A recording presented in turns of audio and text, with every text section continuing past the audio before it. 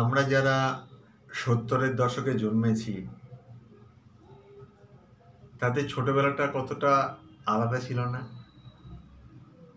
যদি আজকের জেনারেশনের ছেলেমেয়েদের দেখি বাচ্চাগুলোকে, যারা ওই 70s বা 80s এর প্রথমার্ধে জন্মেছে, যাদের কিশোরাবস্থা 80s এর মধ্যে দিয়ে গেছে এবং 90s এ যৌবন,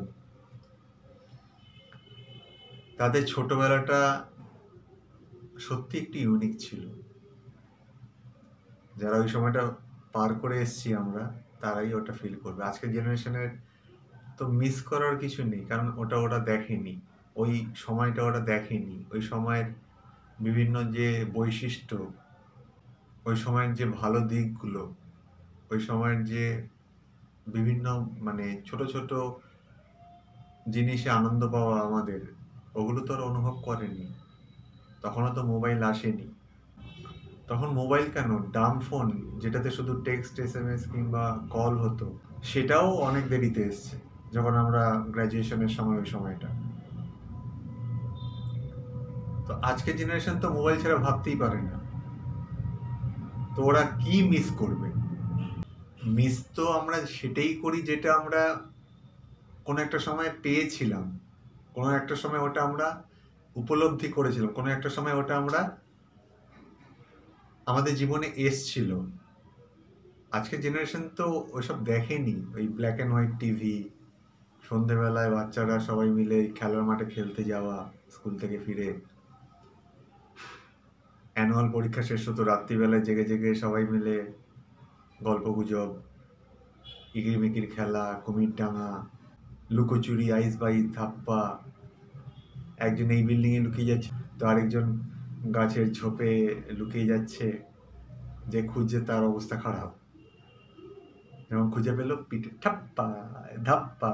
ওইসব খেলা তো আজকালকার সামরাইজ, দৌড়ে দৌড়ে অঙ্কটা সলভ করে আবার ফিরে এসো, যে আগে আসবে সেই ফার্স্ট। সেসব খেলা কোথায় গেল? আজকালকার জেনারেশন কি ওসব খেলেছে? তো ওরা কি মিস করবে? তো আমরা যারা ওই ফেসটা পেরিয়ে এসেছি, যারা আমরা ওই সময়টা এনজয় করেছি, ওই সময়ের লুফট যেটা, সেটা উঠিয়েছি, তাদের চোখে একটু হলেও জল আসবে যখন আমরা স্মৃতিচারণ করতে বসবো।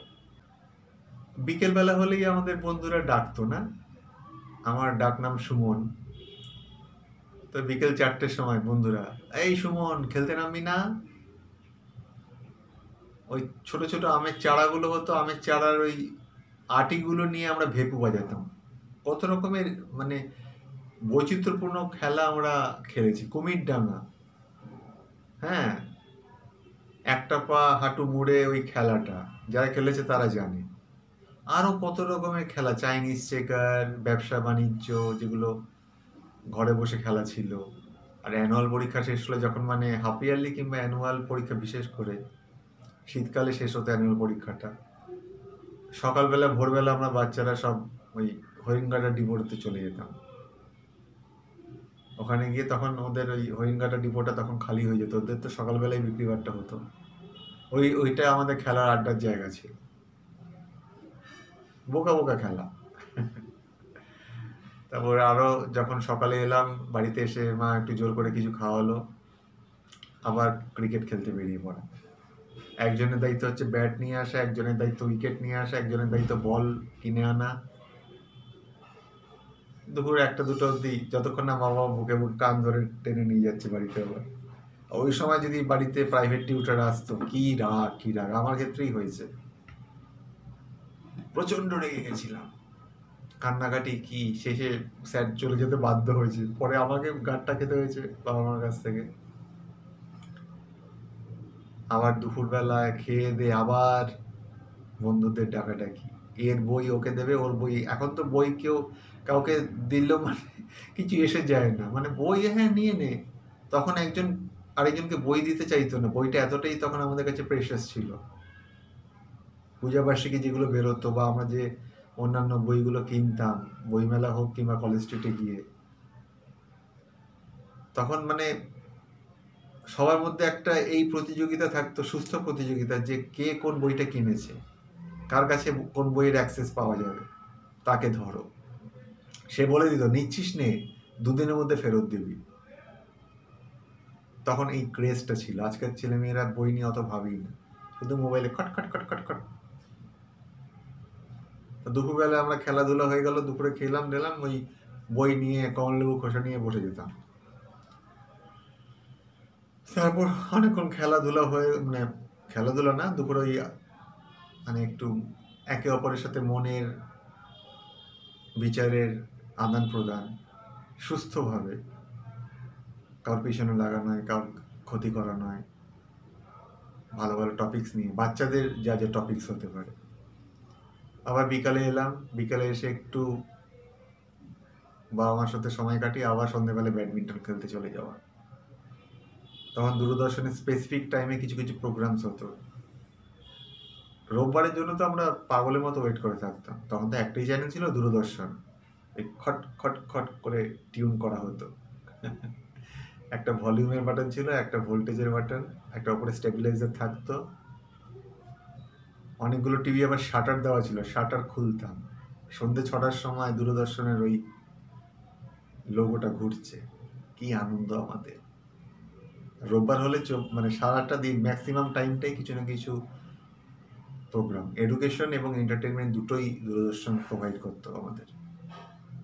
বাচ্চারাও দেখতো, ঘরের বড়রাও দেখতো, সবাই মিলেমিশে দেখতাম। এখনকার অনেক কিছু তো সবাই একসঙ্গে বসে দেখার মানে কন্টেন্ট দেয় না সবসময়। তখন মানে সত্যি সময়টা মানে বলতে গেলে না, মানে এর শেষ নেই। তোমাদেরও মানে যখন শুনছো কথাটা, আমার যারা মানে ওই জেনারেশনের ছেলে মেয়েরা, লোক বলতে পারি এখন আমরা তো লোক, মানে ভীষণ কষ্ট হয় না? ভেতরটা কেমন কেঁদে ওঠে না? মনে হয় না একটা টাইম মেশিন যদি পাই আবার ফিরে যেতাম, যে ভুলগুলো করেছি সেগুলো শুধরানোর সুযোগ থাকতো। সায়েন্টিস্টরা সবকিছু বের করছে, একটা টাইম মেশিন কেন বের করে না বলো তো? একটু ঘুরে আসা যায় অতীত থেকে, আবার চলে আসবো বর্তমানে। যদি একটু ভুলগুলো শুধরে নিতাম, যদি আবার আমাদের যারা প্রিয়জন ছিল, যাদেরকে আমরা হারিয়েছি, তাদের সঙ্গে আরেকটু আবার দেখা করে আসতাম, আবার বর্তমানে চলে আসতাম। ভবিষ্যৎ নিয়ে ভাবার কোনো অবকাশ নেই। চোখে কোনো একটু জল আসছে, তো আসাটাই স্বাভাবিক, আসতে দাও। নিজের ভেতরের ইনার চাইল্ড যেটা না, সেটাকে একটু প্যাম্পার করো। একটা কথা আছে স্পিরিচুয়াল ওয়ার্ল্ডে, ইনার চাইল্ড হিলিং, মানে ভেতরের যে আমাদের প্রত্যেকটা মানুষ যত বয়সী হোক, তার ভেতরে না বাচ্চাটা কিন্তু থাকে, বাচ্চাটা মরে যায় না। সেই বাচ্চাটাকে সযত্নে লালন পালন করে যেতে হয় আমাদেরকেই। সে 80s হোক, 90s হোক, যত বয়স অব্দি বাঁচুক মানুষটা, চাইল্ড, ভেতরের চাইল্ডটা কিন্তু সব সময় কাঁদছে। ও চাইছে ওকে প্যাম্পার করা হোক, ওকে একটু লালন করা হোক, ওকে একটু আদর করা হোক। আমরা সেটা করি না। এরকম স্মৃতিচারণের মধ্য দিয়েও সেটা সম্ভব। সবসময় যে মেডিটেশন করতে হবে এমন কোনো মানে নেই। স্মৃতি, পুরোনো জিনিস মনে করে যদি মনে চোখে কোনায় জলও এলো, আবার একটু মনটা ভালোও লাগলো, তাই না? পুরোনো দিনের, কারণ আজকালকার তো স্ট্রেসের যুগ, সবসময় আমরা টেনশনে ভুগছি কিছু না কিছু নিয়ে। আমিও ভুগি, মিথ্যা কথা বলে লাভ নেই। কোনো না কিছু নিয়ে family tension, relationship wise tension, অফিসের টেনশন, ব্যবসার টেনশন, সামাজিক টেনশন, চারিদিকে যা যা খবর শুনছি, মানে খবরের কাগজ পড়তে ভয় করে, টিভি চ্যানেল, নিউজ চ্যানেল খুলতে ভয় করে, কি না কি দেখাবে। ওরা দেখায়ও, আমাদের মনে কি প্রভাব পড়ছে ওটা নিয়ে ওদের ভাবার কোনো দায় নেই।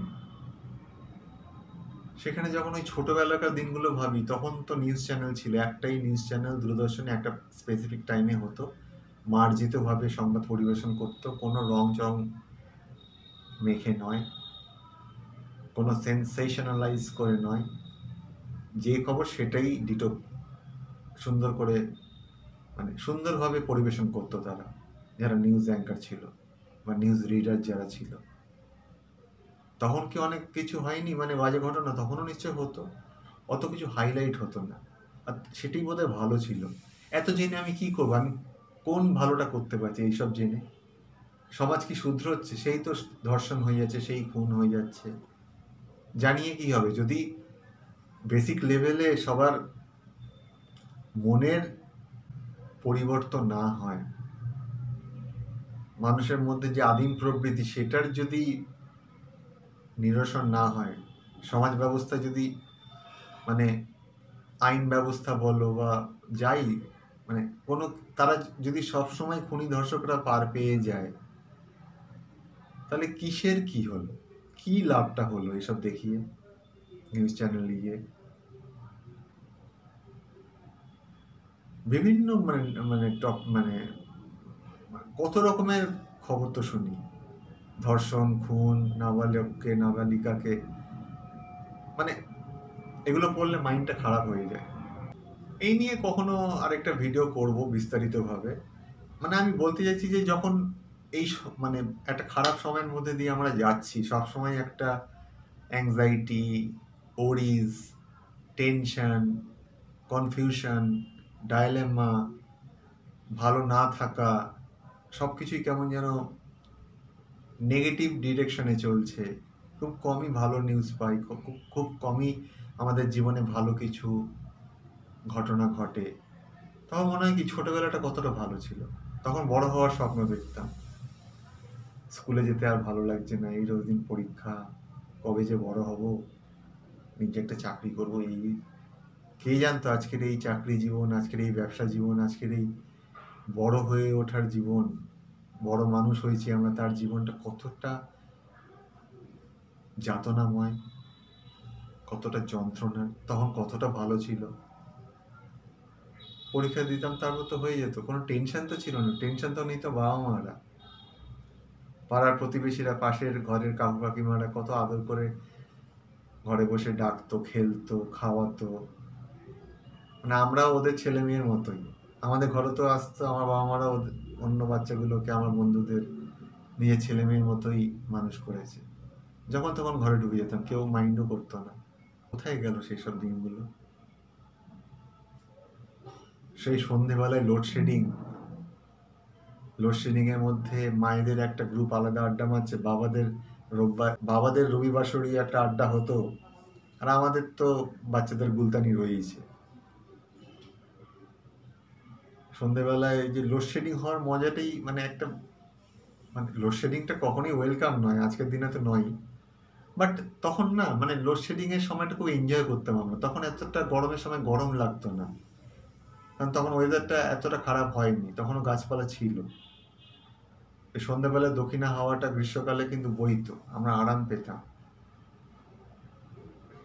শীতকালেও যে কনকনে ঠান্ডাটা মানে থাকলেও দুপুরের যে হালকা রোদ দিত সেটা মেকআপ করে দিত। লোডশেডিংটাকে আমরা এনজয় করতাম, কারণ তখন আমরা না একটা ইমাজিনেশন করা শুরু করে দিতাম, একটা আমরা ফ্যান্টাসি ওয়ার্ল্ডে ঘোরাফেরা করতাম বন্ধুরা।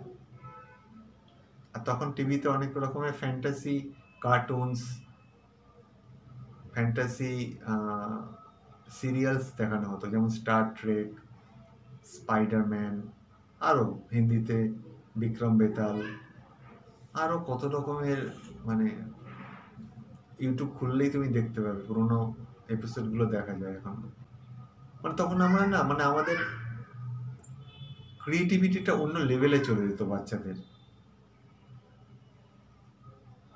আমরা মানে যখন রেডিও, তখন তো রেডিওর একটা বিরাট একটা প্রভাব ছিল আমাদের জীবনে। টিভিটা তো অনেক পরে এসছে।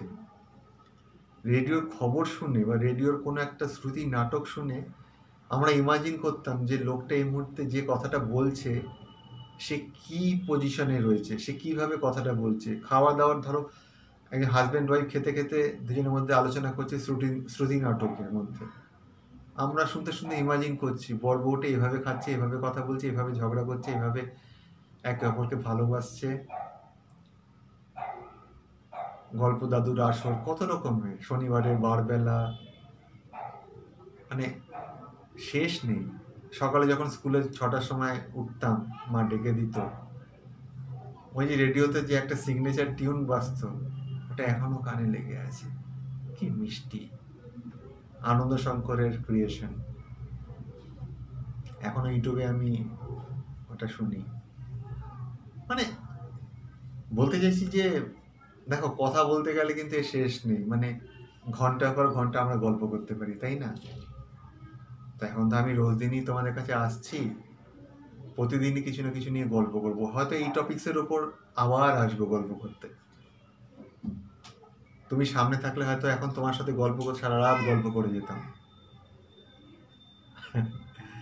কিন্তু ভিডিও তো ওই যে বললাম, আজকালকার জেনারেশন কেন, কেউই বড় জেনারেশনরা মানে আগের জেনারেশনরা মানে এখন বেশিক্ষণ তাদের টেনাসিটিটা কমে গেছে, তাদের ধৈর্যটা একটু কমে গেছে, বড় ভিডিও দেখতে চায় না। তাই ইচ্ছে না থাকলেও ভিডিওগুলোকে একটু কার্টেল করতে হচ্ছে আমাকে। তাও মনে কথা আমি বলবোই, আমাকে কেউ আটকাতে পারবে না। আর তোমরা সেটাই চাও, তাই তো? আমি জানি। কমেন্টে জানাবে তোমরা কি চাইছো, আমার ভিডিওগুলো শুনে তোমাদের কেমন লাগছে। আজকে ভিডিওটা এখানেই শেষ করছি, তবে এটাই শেষ নয়, এটার কন্টিনিউশন চলতে থাকবে কিন্তু পরের ভিডিওতে, পরের কোনো একটা ভিডিওতে আমি রোজ দিন আসবো তোমাদের সাথে গল্প করতে। ভালো থেকো।